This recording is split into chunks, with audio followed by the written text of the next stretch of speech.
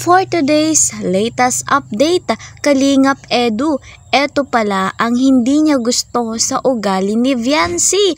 Attitude reveal, Viancy hindi pa kayang baguhin. Big deal kaya ito kay Papa Eds? Malalaman natin ang kasagutan. Mapapanood po natin yan maya-maya lamang.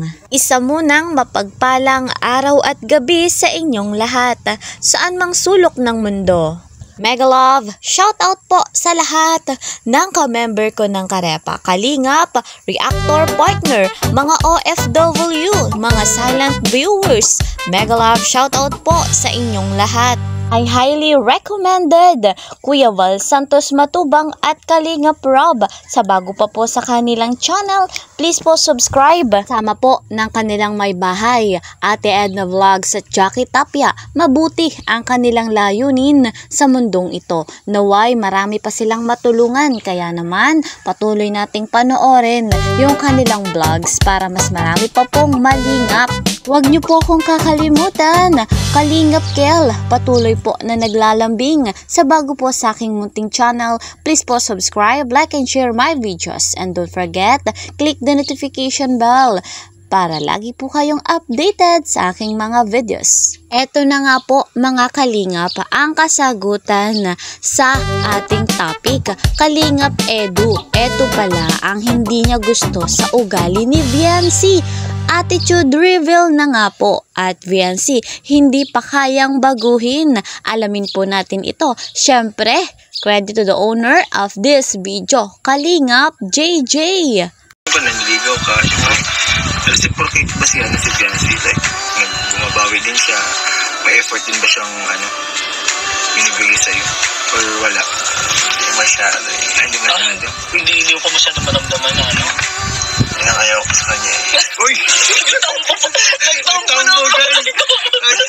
Ayan mga Kalingap, malinaw po yung ating napanood at batid nga natin na hindi ganon ka-showy si Viancy sa kanyang pagmamahal kay Papa Eds. Kumbaga, mahiyain pa po si Baby Viancy. Malinaw naman po yung video mga Kalingap at nasabi nga ni Papa Eds, pabiro niyang nasabi na yun nga daw po yung hindi niya gusto kay Baby Viancy. Yan po mga Kalingap ay patunay na hindi big deal kay Kalingap Edu yung attitude ni Viancy sapagkat mahiyain lamang nga po itong ating Baby Viancy. Alam nyo po mga Kalingap, normal naman sa isang babae na hindi agad showy yung kanilang pagmamahal sa isang lalaki sapagkat nahihiya nga po sila. Okay lang po yung kay Viancy sapagkat mababago at mababago din po yun pagdating ng araw. Showy na siya pag talagang officially sila na ni Papa Eds, diba? Bongga! Excited na naman tayo kapag nagkatuluyan talaga ang love team na Edsy. Talagang magdiriwang ang buong mundo. Syempre naman, proud na proud tayo kapag sila ay nagkatuluyan. Hintayin na lamang muna natin yung kanilang right time sapagkat sila lamang yung makapagdidesisyon kung kailan magiging sila. Malay po natin sa travel nila sa Hong Kong o di kaya sa birthday ni Papa Eds.